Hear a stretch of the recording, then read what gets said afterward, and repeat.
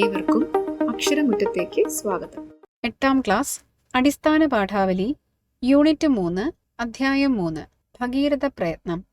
ഈ അധ്യായത്തിൽ doctor MS Valiathan, VD Selvaraj എന്നിവർ ചേർന്ന് എഴുതിയ മയൂരശിഖ ജീവിതം അനുഭവം അറിവ് എന്ന കൃതിയിൽ നിന്ന് എടുത്തിട്ടുള്ള ഒരു ഭാഗമാണ് നൽകിയിരിക്കുന്നത്.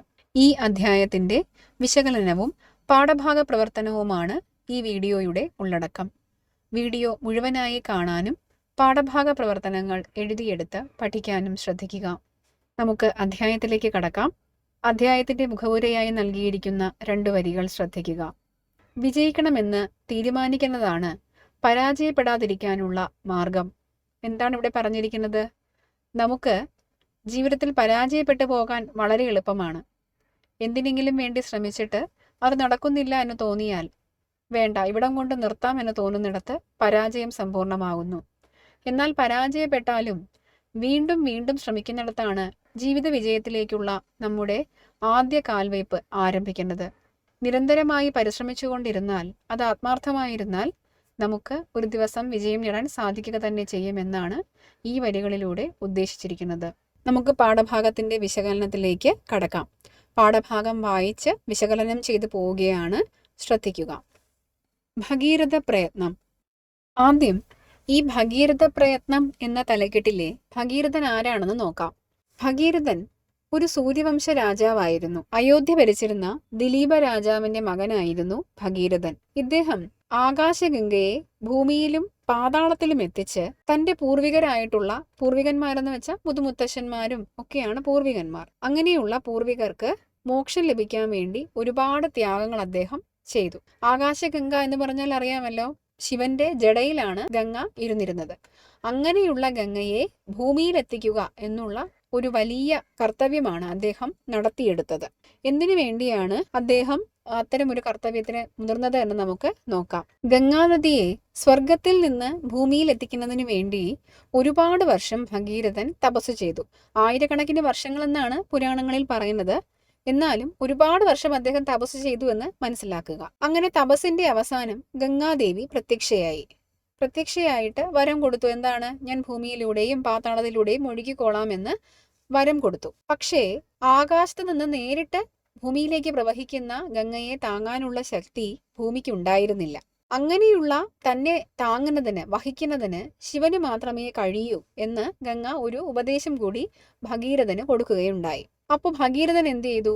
അടുത്ത് പോയി ശിവനെ തപസ് ചെയ്തു. തപസ് ചെയ്ത് ശിവനും പ്രത്യക്ഷപ്പെട്ടു. അപ്പോൾ ശിവനോട് പറഞ്ഞു, ഇതുപോലെ ഗംഗയെ എനിക്ക് ഭൂമിയിലേക്കും പാതാളത്തിലേക്കും കൊണ്ടുപോകണം. സകരപുത്രന്മാർക്ക് മോക്ഷം കിട്ടണമെങ്കിൽ, അതായത് തൻ്റെ പൂർവികന്മാർക്ക് മോക്ഷം കിട്ടണമെങ്കിൽ ഗംഗയെ എനിക്ക് ഭൂമിയിലേക്ക് കൊണ്ടുവരണം. പക്ഷെ നേരിട്ട് ഗംഗയെ ഭൂമിയിൽ എത്തിക്കുക സാധ്യമല്ല, അത് താങ്ങാനുള്ള ശക്തി ഭൂമിക്കില്ല എന്ന് അങ്ങേക്ക് അറിയാമല്ലോ എന്ന് പറഞ്ഞു. അപ്പോൾ ശിവൻ പറഞ്ഞു, ശരിയെന്നാ ഞാൻ എൻ്റെ ജടയിൽ ഗംഗയെ താങ്ങിക്കോളാം എന്ന് പറഞ്ഞ് ശിവൻ ഭഗീരഥന് അനുവാദവും വരവും കൊടുത്തു. ശേഷം ഗംഗ എന്ത് ചെയ്തു? നല്ല അത്യുഗ്ര ശക്തിയുള്ള ഒരു നദിയായിട്ട് ഖനത്തിൽ ഇങ്ങനെ ഭൂമിയിലേക്ക് പ്രവഹിക്കുകയാണ്. താഴേക്ക് വരുന്ന, സ്വർഗത്തിൽ നിന്നും താഴേക്ക് ഒഴുകുന്ന ഗംഗയെ ശിവൻ തന്റെ ജട കാണിച്ച് തന്റെ ശിരസിൽ താങ്ങി നിർത്തി. പക്ഷേ ഗംഗാനദി എന്ത് ചെയ്തു? ശിവന്റെ തലയിൽ തട്ടിയിട്ട്, ജടയിൽ തട്ടിയിട്ട് 4 ഭാഗത്തേക്കും ചിന്നി ചിതറുന്ന രീതിയിൽ ഇങ്ങനെ തെറിച്ച് ഒഴുകാൻ തുടങ്ങി. അത് ഗംഗയുടെ അഹങ്കാരമാണെന്ന് ശിവൻ അപ്പോൾ തന്നെ മനസ്സിലാവുകയും ചെയ്തു. അദ്ദേഹം എന്ത് ചെയ്തു? ഈ ജട വിതിർത്തിയിട്ട് അതിനകത്തേക്ക് ഗംഗയെ തളച്ചിട്ടു, ബന്ധിച്ചിട്ടു. അങ്ങനെ വീണ്ടും ഗംഗ ഭൂമിയിലേക്ക് ഒഴുകാതെ ശിവന്റെ ജടയ്ക്കുള്ളിൽ തന്നെ ബന്ധിക്കപ്പെട്ടു പോയി. ആ സമയത്ത് ഭഗീരഥൻ എന്ത് ചെയ്തു? വീണ്ടും അനേക വർഷങ്ങൾ തപസ് ചെയ്ത് ശിവനെ പ്രീതിപ്പെടുത്തി ഗംഗയെ ഭൂമിയിലേക്ക് അയക്കണമെന്ന് വരം വാങ്ങിച്ചു. ഭഗീരഥനിൽ സംപ്രീതനായ ശിവൻ ഗംഗയെ മോചിപ്പിച്ച് ഭൂമിയിലേക്ക് ഒഴുകാൻ അനുവദിച്ചു. അങ്ങനെ വീണ്ടും ഗംഗ ശിവന്റെ തലയിൽ നിന്ന് താഴേക്ക് ഒഴുകാൻ തുടങ്ങി. ഒഴുകി ഹിമവൽ സാനുവിൽ കൂടി, അതായത് ഹിമാലയത്തിന്റെ ചെരുവുകളിൽ കൂടി ഗംഗ ഇങ്ങനെ ഒഴുകി വരികയായിരുന്നു. ഒഴുകി നേരെ വന്നപ്പോൾ അതിന്റെ തൊട്ട് താഴെയായിട്ട് ജഗ്നു എന്ന് പറയുന്ന ഒരു മഹർഷി ഉണ്ടായിരുന്നു, ഒരു മുനി ഉണ്ടായിരുന്നു. അദ്ദേഹത്തിന്റെ ആശ്രമം ഇരുന്നിരുന്നത് ഈ ഹിമവൽ സാനുക്കളുടെ താഴ്വാര പ്രദേശങ്ങളിലാണ്. ഒഴുകി വന്ന ഗംഗ അദ്ദേഹത്തിന്റെ ആശ്രമത്തെ മുഴുവനും മുക്കിക്കളയുകയും ആശ്രമം തന്നെ ഒഴുകി പോവുകയും ചെയ്തു. ഉടനെ ജന്നു മഹർഷിക്ക് ഭയങ്കരമായ ദേഷ്യം വന്നിട്ട് അദ്ദേഹം ഗംഗയെ മുഴുവനും ആവാഹിച്ചെടുത്ത് തൻ്റെ കമണ്ടലു എന്ന് പറയുന്നത് ഈ മുനിമാരുടെയൊക്കെ കയ്യിൽ കാണുന്ന കിണ്ടി പോലെയുള്ള ഒരു സാധനമാണ്. ആ ഒരു പാത്രത്തിനകത്തേക്ക് ഗംഗയെ ആവാഹിച്ചെടുക്കുകയും അദ്ദേഹം അതിനെ കുടിക്കുകയും പാനം ചെയ്യുകയും ചെയ്തു. അതോടുകൂടി ഗംഗയുടെ ഒഴുക്ക് വീണ്ടും നിലച്ചുപോയി. അപ്പോൾ അടുത്ത ഭഗീരഥൻ എന്ത് ചെയ്തിരിക്കും? അടുത്ത് ജന്നു മഹർഷിയെ എങ്ങനെയെങ്കിലും പ്രീതിപ്പെടുത്തണം. അതിനുവേണ്ടി തപസ് ആരംഭിച്ചു. മഹർഷി ആദ്യമൊന്നും ഭഗീരഥന്റെ അപേക്ഷകളൊന്നും സ്വീകരിച്ചില്ല. അദ്ദേഹം എന്ത് ചെയ്തു? ഭഗീരഥന്റെ ആവശ്യങ്ങളെല്ലാം നിഷേധിക്കുകയും അദ്ദേഹത്തെ ഒഴിവാക്കാൻ ശ്രമിക്കുകയും ഒക്കെ ചെയ്തു. പക്ഷേ ഭഗീരഥന്റെ നിരന്തരമായ അഭ്യർത്ഥനയും തപസ്സും ഒക്കെ കണ്ട് പ്രീതിപ്പെട്ട് ജന്നു മഹർഷി അവസാനം ഗംഗയെ തന്റെ ചെവിയിലൂടെ പുറത്തേക്ക് ഒഴുക്കാമെന്ന് സമ്മതിച്ചു. അങ്ങനെ അവിടെ നിന്നും ഗംഗ വീണ്ടും ഒഴുകി തുടങ്ങുകയും ഒഴുകി ഗംഗ ഭൂമിയും കടന്ന് പാതാളത്തിലെത്തി. അവിടെ എത്തിയിട്ട് നമ്മുടെ ഭഗീരഥന്റെ പൂർവികന്മാരായിട്ടുള്ള എല്ലാ പിതാമഹന്മാർക്കും മോക്ഷം കൊടുക്കുകയും ചെയ്തു. അങ്ങനെ നിങ്ങളൊന്ന് ഓർത്തു നോക്കണം. സ്വർഗത്തിലിരിക്കുന്ന ഗംഗ ആ ഗംഗയെ തപസ് ചെയ്ത് ആദ്യം പ്രത്യക്ഷപ്പെടുത്തി, പിന്നീട് താഴേക്ക് ഒഴുകാൻ ആവശ്യപ്പെട്ടു. പക്ഷെ താഴേക്ക് ഒഴുകിയാൽ താങ്ങാനുള്ള ശക്തി ഭൂമിക്കില്ലെന്നും അതുകൊണ്ട് ശിവനെ പ്രീതിപ്പെടുത്തണമെന്നും ഗംഗ ഉപദേശം കൊടുത്തു. അത് കഴിഞ്ഞ് ഭഗീരഥൻ നേരെ പോയി ശിവനെ തപസ് ചെയ്ത് പ്രീതിപ്പെടുത്തി കൊണ്ടുവന്നു. അദ്ദേഹം തന്റെ ശിരസിൽ ഗംഗയെ വഹിക്കാമെന്ന് സമ്മതിച്ചു. പക്ഷെ ഗംഗ അഹങ്കാരം കൊണ്ട് അദ്ദേഹത്തിന്റെ ശിരസിൽ തട്ടി ചിതറിത്തെറിച്ചു. ശിവൻ ദേഷ്യപ്പെട്ട് ഗംഗയെ പിടിച്ച് ജടയ്ക്കുള്ളിൽ ഒളിപ്പിച്ചു വെക്കുകയും ചെയ്തു.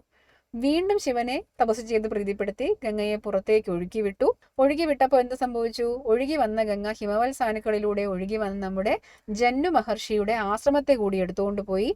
ജന്നു മഹർഷി ദേഷ്യപ്പെട്ട് ഗംഗയെ പിടിച്ച് കമണ്ടലുവിൽ നിറച്ച് കുടിച്ചു കളഞ്ഞു. അപ്പോൾ ജന്നു മഹർഷിയെ പ്രീതിപ്പെടുത്താൻ വേണ്ടി വീണ്ടും ഭഗീരഥൻ തപസ് ചെയ്യുകയും അപേക്ഷകൾ വയ്ക്കുകയും ചെയ്തു. ഒരു തരത്തിൽ അദ്ദേഹത്തെ പ്രീതിപ്പെടുത്തി ചെവിയിലൂടെ പുറത്തേക്ക് ഒഴുക്കി. അവസാനം ഒഴുകി ഗംഗ ഭൂമിയും പാതാളവും കടന്ന് സകലപുത്രന്മാരുടെ അടുത്തെത്തി അവരെയൊക്കെ മോക്ഷം കൊടുത്ത് പുനരുജ്ജീവിപ്പിക്കുകയാണ് ചെയ്തത്. അപ്പോൾ തൻ്റെ പൂർവികന്മാർക്ക് വേണ്ടി ഭഗീരഥൻ എത്ര വലിയ ഒരു പ്രവൃത്തിയാണ്, എത്ര വലിയ ഒരു ത്യാഗമാണ് ചെയ്തത് എന്ന് നിങ്ങൾ നോക്കുക. അപ്പോൾ വളരെ കഠിനമായ തപസ്സിലൂടെ, കഠിനമായ പ്രയത്നങ്ങളിലൂടെയാണ് ഭഗീരഥൻ സ്വർഗത്തിലിരുന്ന ഗംഗയെ താഴേക്ക് കൊണ്ടുവന്നത്. എത്ര കഠിന പ്രയത്നമാണെന്നും എത്ര പ്രയാസമുള്ള ജോലിയാണ് അദ്ദേഹം ചെയ്തതെന്നും മനസ്സിലാക്കുക.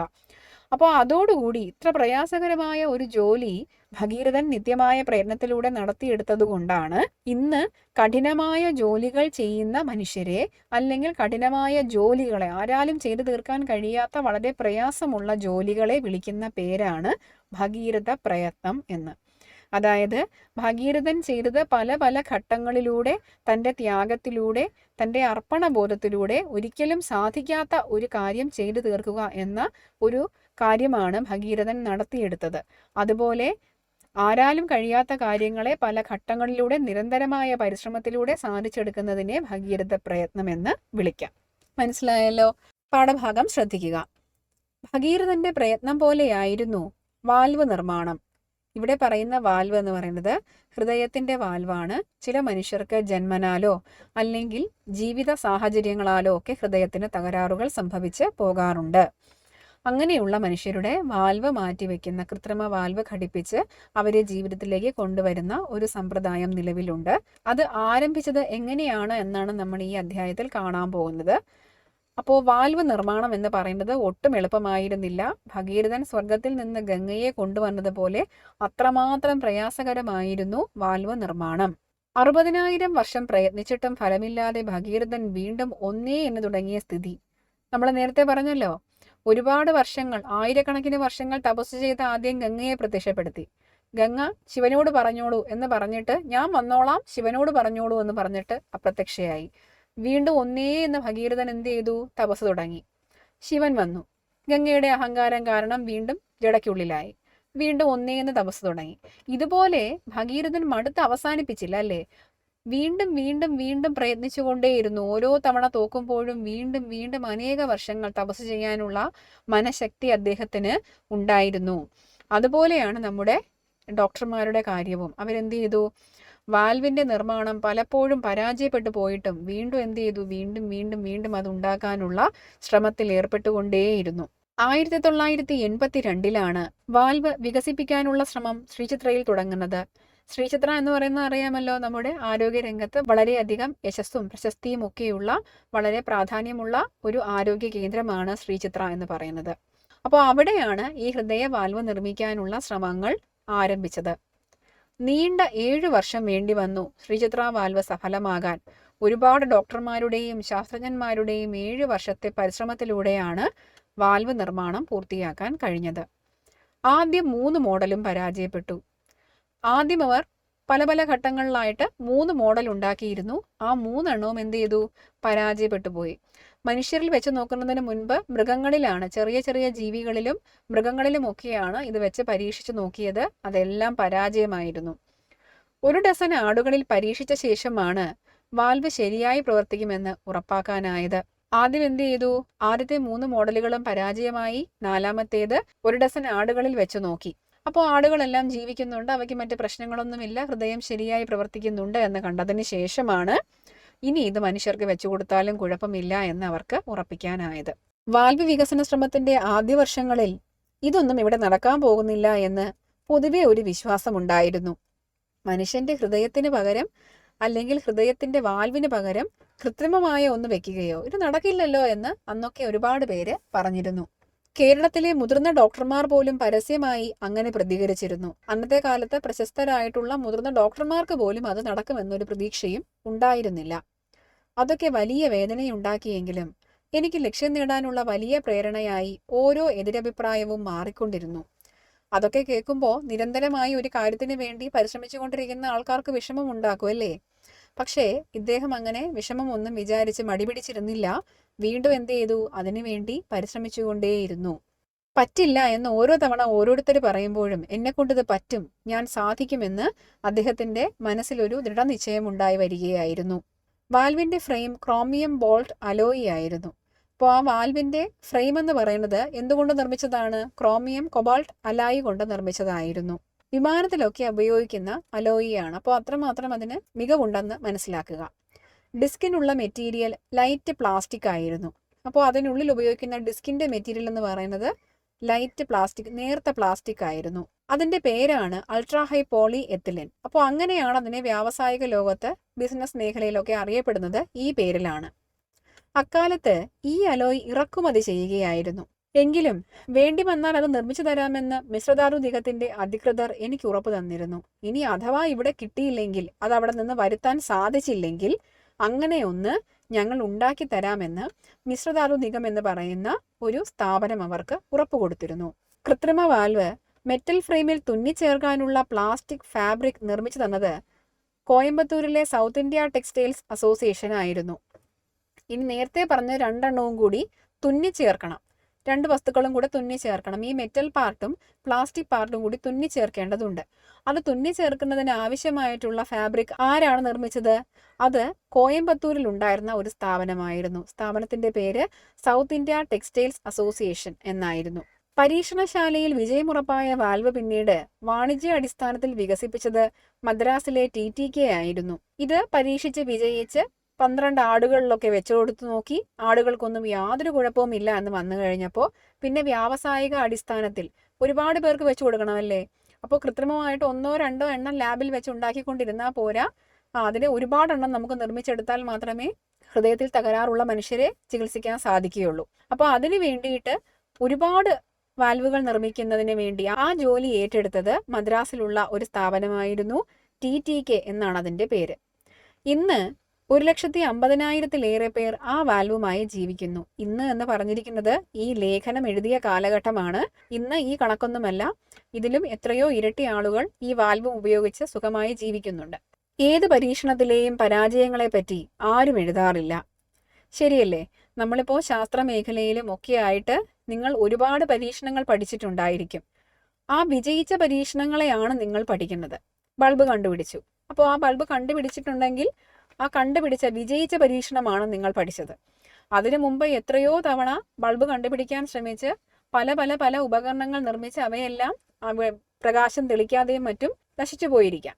അതിനെക്കുറിച്ച് നിങ്ങൾ പഠിച്ചിട്ടില്ല. ഒരു പരീക്ഷണത്തിന് മുമ്പുള്ള പരാജയപ്പെട്ട ശ്രമങ്ങളെ പറ്റി അധികം ആരും പറയാറില്ല. ശ്രീചിത്രയിലെ ഹൃദയവാൽവിന് വേണ്ടി 7 വർഷം തുടർച്ചയായ ഗവേഷണം. ഇതിനിടെ 3 മോഡൽ പരാജയപ്പെട്ടു. ഒരു ഇംഗ്ലീഷ് വാരിക വളരെ മോശമായി ഞങ്ങളെ അധിക്ഷേപിച്ച് ഫീച്ചർ എഴുതി. ഇങ്ങനെ 7 വർഷമായിട്ട് ഇവരിവിടെ ഇരുന്ന് വാൽവ് ഉണ്ടാക്കാൻ നോക്കിയിട്ടും അത് നടക്കാതെ വന്നപ്പോൾ അത് വലിയ വാർത്തയാവുകയും ഇംഗ്ലീഷ് പത്രങ്ങൾ പോലും ശ്രീചിത്രയിലെ ഡോക്ടർമാരെ അധിക്ഷേപിച്ചുകൊണ്ട് ലേഖനങ്ങൾ എഴുതുകയും ചെയ്തു. ഇന്ത്യയുടെ ആദ്യ റോക്കറ്റ് വിജയകരമായി വിക്ഷേപിക്കുന്നത് വരെ ശാസ്ത്രജ്ഞർ കളിയാക്കലുകൾക്ക് വിധേയരായിരുന്നല്ലോ. അപ്പോൾ ഇതിനെക്കുറിച്ച് അദ്ദേഹം ഓർക്കുന്നത് മറ്റൊരു സംഭവമാണ്. ഇന്ത്യയിലെ ആദ്യത്തെ റോക്കറ്റ് വിക്ഷേപിച്ചത് വിജയകരമായിരുന്നില്ല. പിന്നീട് നിരന്തരമായ ശ്രമങ്ങളിലൂടെ എല്ലാ തെറ്റുകുറ്റങ്ങളും പരിഹരിച്ച് പുതിയ ഒരെണ്ണം കണ്ടെത്തി അതിൻ്റെ നിർമ്മാണ പ്രവർത്തനങ്ങളെല്ലാം പൂർത്തിയാക്കി വിക്ഷേപിച്ച് വിജയിപ്പിച്ചെടുക്കുകയാണ് ചെയ്തത്. ഒരുപക്ഷെ നിങ്ങൾ ചെറിയ ക്ലാസ്സുകളിൽ പഠിച്ചിട്ടുണ്ടായിരിക്കും. APJ അബ്ദുൽ കലാമിൻ്റെ ഒരു അനുഭവക്കുറിപ്പ് നിങ്ങൾക്ക് ചെറിയ ക്ലാസ്സുകളിൽ പഠിക്കാനുണ്ടായിരുന്നു. അതിൽ ഈ സംഭവത്തെക്കുറിച്ച് പറഞ്ഞിട്ടുണ്ട്.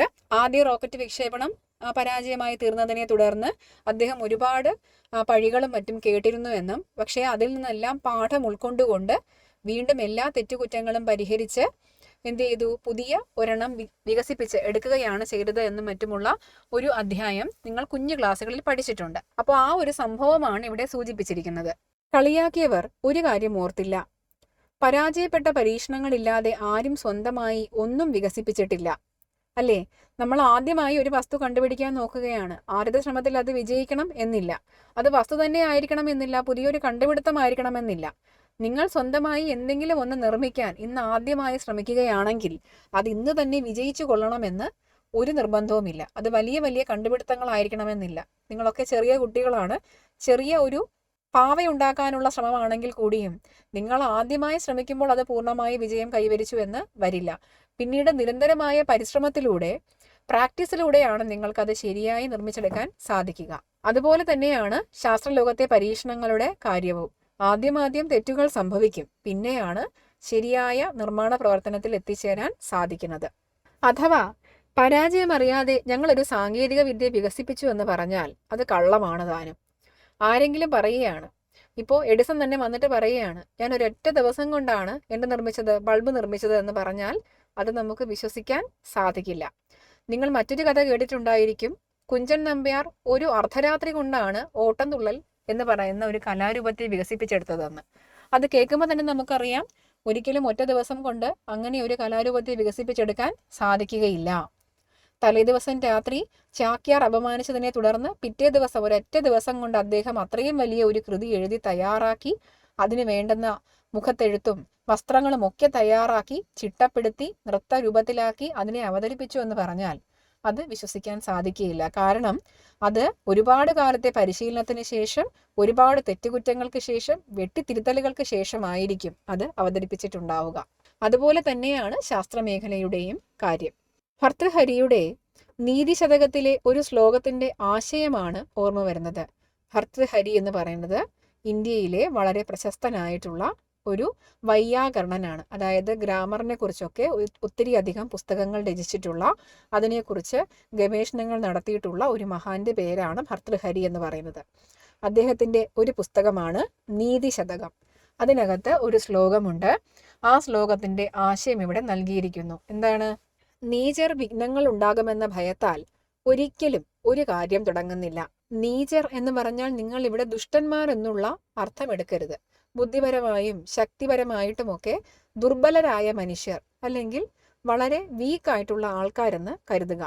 അവരെന്ത് ചെയ്യും? അവർ പേടിച്ചിട്ട് അയ്യോ ഇത് പരാജയപ്പെട്ടു പോയാലോ, ഞാനിത് ചെയ്താൽ ശരിയായില്ലെങ്കിലോ എന്ന് കരുതിയിട്ട് ഒരു കാര്യവും ചെയ്യുന്നില്ല. മധ്യർ, എന്നാൽ ഒരുപാട് ധൈര്യവുമില്ല, എന്നാൽ ഒരുപാട് വീക്ക്നെസ്സുമില്ല.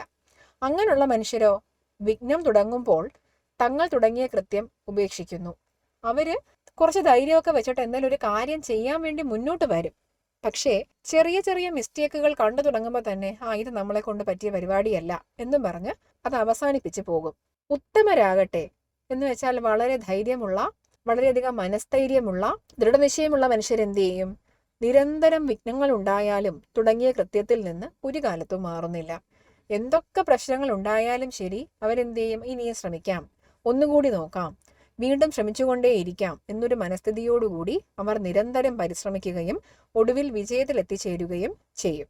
മയൂരശിഖ, ജീവിതം, അനുഭവം, അറിവ്, doctor MS Valiathan, VD Selvaraj.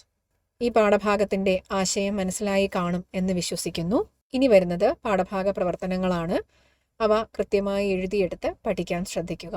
അവയെ മുൻനിർത്തി നിങ്ങളുടേതായ ഉത്തരങ്ങൾ രൂപീകരിക്കാനും ശ്രദ്ധിക്കുക.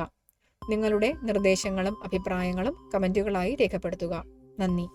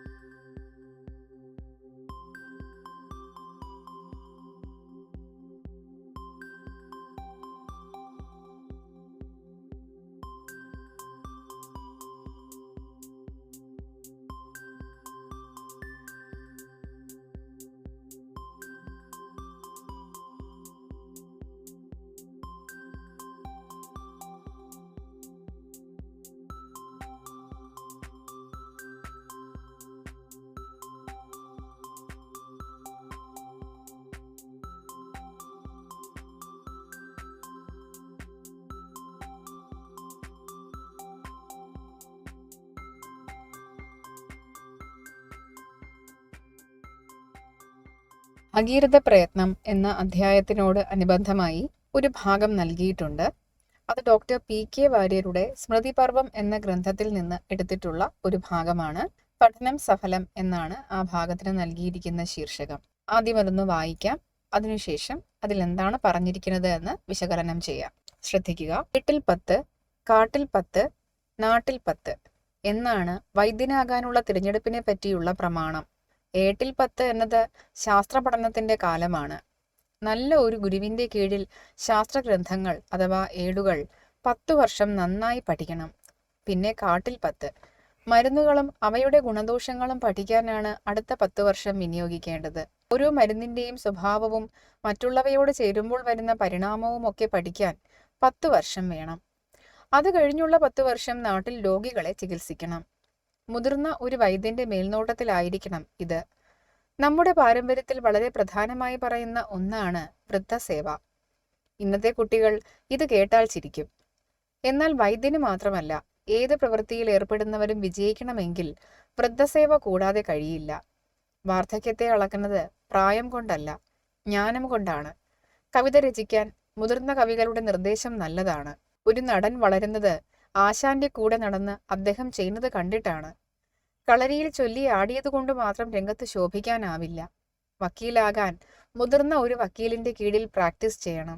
ഇങ്ങനെ മുതിർന്നവരുടെ കീഴിൽ രോഗികളെ ചികിത്സിക്കുന്നത് കണ്ടും ഗുരുനാഥന്റെ നിർദ്ദേശമനുസരിച്ച് സ്വയം ചികിത്സിച്ചും 10 കൊല്ലം കഴിയണം. അപ്പോഴും ഇത് പ്രായോഗിക പരിശീലനമേ ആയിട്ടുള്ളൂ. 10 വർഷം ചികിത്സിച്ച് പരിചയം നേടുമ്പോഴേക്ക് പഠനം തുടങ്ങിയിട്ട് 30 വർഷമാവും. ഇങ്ങനെ 30 വർഷം പഠനവും പ്രായോഗിക പ്രവർത്തനങ്ങളും ചെയ്യുമ്പോഴാണ് ഒരാൾ ഒരു നല്ല വൈദ്യനായി മാറുന്നത്. സ്മൃതിപർവം, ഡോക്ടർ പി.കെ. വാര്യർ. അപ്പോൾ ഇതിനകത്ത് ഡോക്ടർ പി.കെ. വാര്യർ എന്ന് പറയുന്ന മനുഷ്യൻ, അദ്ദേഹം കേരളത്തിലെ വളരെ പ്രശസ്തനായിട്ടുള്ള ഒരു വൈദ്യനായിരുന്നു. അദ്ദേഹം കോട്ടയ്ക്കൽ ആര്യവൈദ്യശാല എന്ന് പറയുന്ന സ്ഥാപനവുമായി ബന്ധപ്പെട്ടാണ് അദ്ദേഹം പ്രവർത്തിച്ചിരുന്നത്. അതിന്റെ മാനേജിംഗ് ട്രസ്റ്റി ആയിരുന്നു ഡോക്ടർ പി.കെ. വാര്യർ എന്ന് പറയുന്ന വ്യക്തി. അപ്പോൾ അദ്ദേഹം പറയുകയാണ് അദ്ദേഹത്തിന്റെ ദീർഘകാലത്തെ ഇത്രയും നാളത്തെ അനുഭവം കൊണ്ട് എങ്ങനെയാണ് ഒരു നല്ല വൈദ്യനാകാൻ കഴിയുക എന്ന്. അതിന് വേണ്ടുന്നത് എന്താണ്? 30 വർഷത്തോളം വേണ്ടുന്ന നീണ്ട ഒരു സാധനയാണ് അതിന് പിന്നിലുള്ളത്. എങ്ങനെയാണ്? ഏട്ടിൽ 10, അതായത് 10 വർഷം ഈ വൈദ്യുതി സംബന്ധിക്കുന്ന ഗ്രന്ഥങ്ങളെല്ലാം വായിച്ച് പഠിച്ച് ഹൃദയസ്ഥമാക്കുക. അതിനുശേഷം കാട്ടിൽ 10 വായിച്ചു പഠിച്ചതിൽ നിന്ന് അറിയാൻ കഴിഞ്ഞ മരുന്നുകളെയും സസ്യങ്ങളെയും പരിചയപ്പെടാനും എങ്ങനെയാണ് മരുന്നുകൾ ഉണ്ടാക്കേണ്ടതെന്നും ഏതെല്ലാം തമ്മിൽ ചേർന്നാൽ എന്തെല്ലാം പ്രവർത്തനങ്ങളാണ് നടക്കുക എന്നുമൊക്കെ മനസ്സിലാക്കിയതിന് ശേഷം പിന്നീടാണ് ചികിത്സയിലേക്ക് കടക്കേണ്ടുന്നത്. അപ്പോൾ ആദ്യത്തെ തിയറി പഠിക്കാൻ ഒരു 10 വർഷം വേണ്ടി വന്നു. പിന്നീട് ആ തിയറിയുമായി ബന്ധപ്പെട്ട ചെടികളെയും മരുന്നുകളെയും പരിചയപ്പെടാൻ ഒരു 10 വർഷം എടുത്തിരുന്നു. പിന്നീട് ഒരു 10 വർഷം എടുത്ത് ഒരു മുതിർന്ന വൈദ്യന്റെ കൂടെ നിന്ന് രോഗികളെ ചികിത്സിച്ച് പഠിക്കുകയാണ് വേണ്ടത്. അപ്പോൾ ഇത്രയൊക്കെ ഞാൻ പഠിച്ചിട്ടുണ്ടല്ലോ, ഇത്രയൊക്കെ മരുന്നുകൾ എനിക്ക് അറിയാമല്ലോ എന്ന് കരുതിയിട്ട് പെട്ടെന്ന് വെപ്രാളപ്പെട്ടു പോയി ഒരാളെ ചികിത്സിക്കുക എന്ന് പറയുന്നത് അബദ്ധമാണ്. പകരം എന്ത് ചെയ്യണം? വൃദ്ധസേവ ചെയ്യണം എന്നാണ് അദ്ദേഹം പറഞ്ഞിരിക്കുന്നത്. വൃദ്ധസേവ എന്ന് പറഞ്ഞാൽ വളരെ എക്സ്പീരിയൻസ്ഡ് ആയിട്ടുള്ള, ദീർഘകാലത്തെ പരിചയം കൊണ്ട് അനുഭവ സമ്പത്തുള്ള ഒരാളുടെ കീഴിൽ നിന്ന് എങ്ങനെയാണ് രോഗികളെ ചികിത്സിക്കേണ്ടുന്നത്, എന്തൊക്കെ കാര്യങ്ങൾ ശ്രദ്ധിക്കണം, ഏതേത് രോഗികൾക്ക് ഏതെല്ലാം മരുന്നുകളാണ് കൊടുക്കാനുള്ളത്, ഇങ്ങനെയുള്ള കാര്യങ്ങളെല്ലാം മനസ്സിലാക്കിയെടുത്ത് ഒരാൾ വൈദ്യ ചികിത്സയിലേക്ക് കടക്കുന്നതിന് മുൻപ് പൂർണ്ണ പ്രാവീണ്യം നേടിയിരിക്കണം എന്നാണ് പി.കെ. വാര്യർ പറയുന്നത്. ഇങ്ങനെ നീണ്ട ഒരു സാധനയിലൂടെ, നീണ്ട വർഷത്തെ പരിശീലനത്തിലൂടെ വൈദ്യശാസ്ത്ര രംഗത്തേക്ക് കടന്നു വരുമ്പോഴാണ് ഒരാൾക്ക് മികച്ച വൈദ്യനായി തീരാൻ സാധിക്കുക എന്നാണ് അദ്ദേഹം ഈ സ്മൃതിപർവം എന്ന് പറയുന്ന പുസ്തകത്തിനകത്ത് പറഞ്ഞിരിക്കുന്നത്. മനസ്സിലായി കാണും എന്ന് വിചാരിക്കുന്നു. ഇതേ തുടർന്ന് ഇതുമായി ബന്ധപ്പെട്ട ഒരു പാഠഭാഗ പ്രവർത്തനം നൽകിയിട്ടുണ്ട്. അതിന്റെ ഉത്തരം ഇതോടൊപ്പം നൽകുന്നു. ശ്രദ്ധിച്ച് എഴുതിയെടുത്ത് പഠിക്കുക. നന്ദി.